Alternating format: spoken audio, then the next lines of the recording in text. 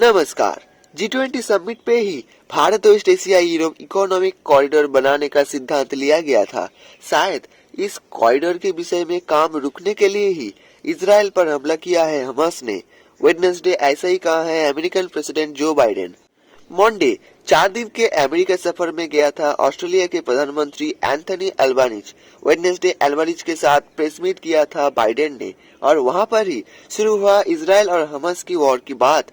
इस विषय में अमेरिकन प्रेसिडेंट ने कहा है, हमास के आक्रमण का सबसे बड़ा कारण था India West Asia Europe economic corridor का काम आगे बढ़ना।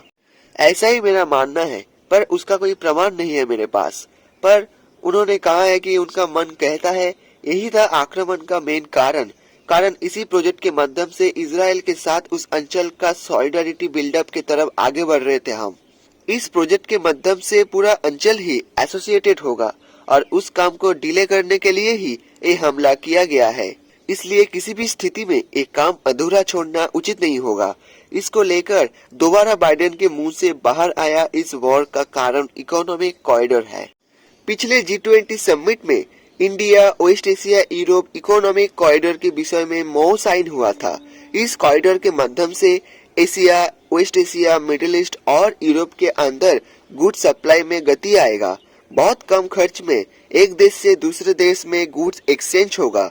भारत के साथ वेस्ट एशिया को जुड़ेगा ईस्ट कॉरिडोर और यूरोप के साथ वेस्ट एशिया को जुड़ेगा नॉर्थ कॉरिडोर। नमस्कार, आप देख रहे हैं हाईलाइट।